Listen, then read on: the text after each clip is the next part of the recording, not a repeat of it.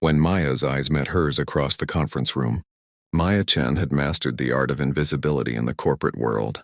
For 3 years at Sterling & Associates, she had perfected the practiced smile, the neutral nod, the ability to blend seamlessly into beige office walls while her heart screamed for something more authentic, something real. She had dated carefully, cautiously, always keeping her personal life separate from her professional one, understanding without anyone ever saying it aloud that some truths were better left unspoken in the polished corridors of a conservative financial firm. But all of that careful construction, all those protective walls she had built around herself, came crashing down on an ordinary Tuesday morning when Diane Foster walked into the conference room for the quarterly review meeting, and Maya looked up from her laptop and their eyes met. And the world shifted on its axis in a way that felt both terrifying and inevitable. Diane was the new senior consultant brought in from the London office, and she carried herself with the kind of quiet confidence that made people lean in when she spoke. She wore tailored suits that somehow managed to be both professional and elegantly understated, her dark hair cut in a sharp bob that framed high cheekbones and thoughtful brown eyes that seemed to see through all the corporate pretense straight to the truth underneath. Maya felt her breath catch as Diane took the seat directly across from her, close enough that she could smell the subtle scent of bergamot perfume, far enough that the distance between them felt like an ocean. Throughout the entire presentation, Maya struggled to focus on the financial projections being displayed on the screen, acutely aware of every small movement Diane made, the way she tilted her head when considering a point, the elegant way her fingers moved as she took notes, the small smile that played at the corners of her mouth when someone made an astute observation. What Maya didn't know, couldn't have known in that moment, was that Diane had noticed her too, had seen the flash of something vulnerable and real in Maya's eyes before the professional mask slipped back into place, had watched the way Maya tucked a strand of hair behind her ear when she was nervous, the way her fingers drummed softly against her coffee cup during the longer presentations, the barely perceptible way she held herself so carefully contained, as if afraid that any crack in the armor might reveal too much.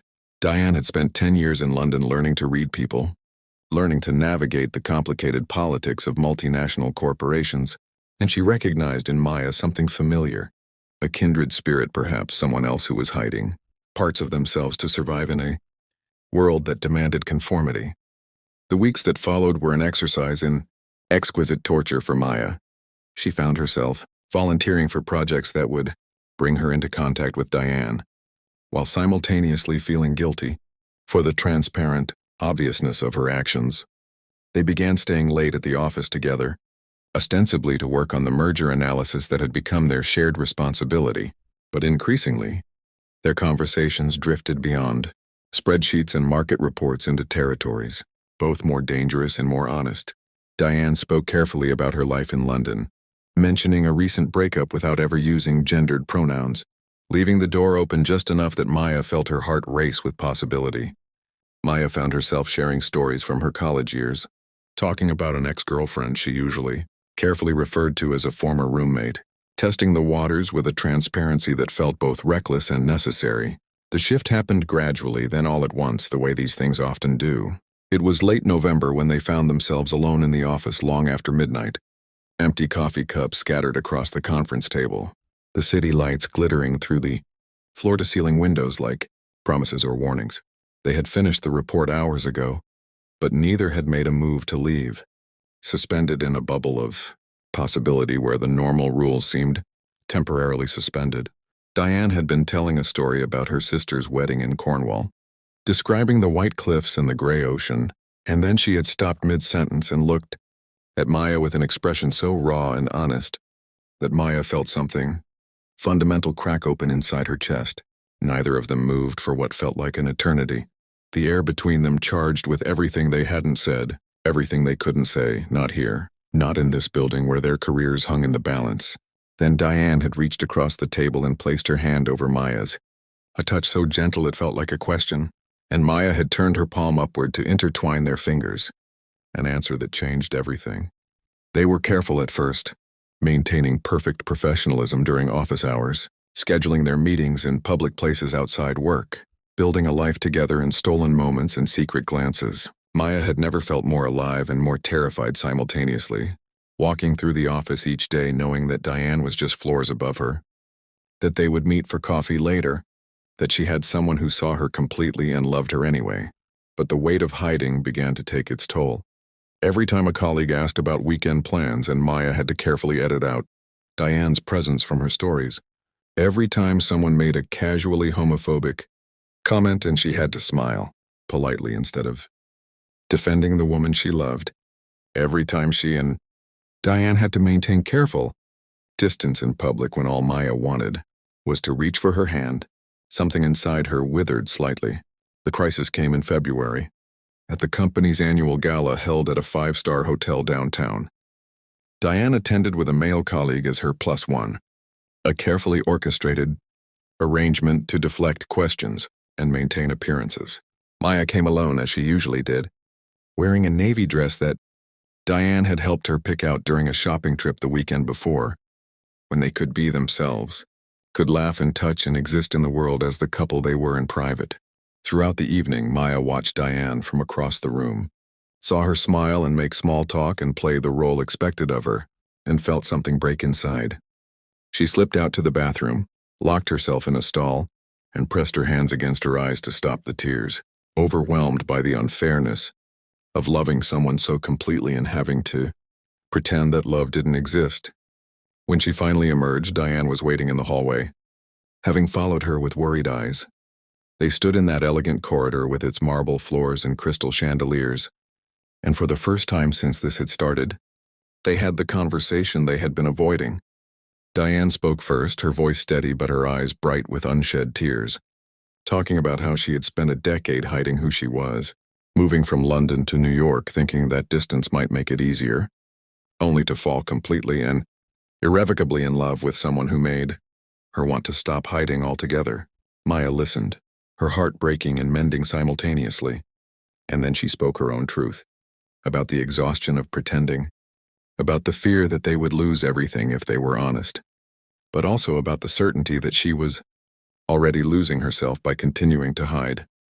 The decision they made that night in the hallway, with the sounds of the gala floating through the closed doors and the future, uncertain and terrifying ahead of them, was the kind of decision that requires courage most people never have to summon. They would be honest, starting with human resources on Monday morning, formally disclosing their relationship as company policy required. They would face whatever consequences came together. And if the firm proved to be a place where their love was not acceptable, they would find somewhere that was, because hiding was no longer an option either of them could live with. The Monday morning meeting with HR was one of the longest hours of Maya's life. The HR director, a woman named Patricia whom Maya had always found intimidating, listened carefully to their disclosure, made notes, asked questions about their reporting structure and whether there were any conflicts of interest. When they finished, Patricia looked at them both for a long moment, and Maya felt her future balancing on a knife's edge. Then Patricia had nodded slowly and explained that while the firm had policies about workplace relationships, they also had policies protecting against discrimination based on sexual orientation, and as long as the relationship didn't create professional conflicts, there was no reason it should impact their employment. She would need to restructure their reporting lines to ensure no conflicts of interest, but beyond that, she wished them well and reminded them that Sterling & Associates, despite its conservative reputation, was evolving with the times. The weeks that followed brought challenges Maya and Diane hadn't fully anticipated. Some colleagues were supportive, others distant, a few openly uncomfortable. There were whispered conversations that stopped when they entered rooms, speculation about whether their relationship had influenced professional decisions, the exhausting work of proving themselves all over again.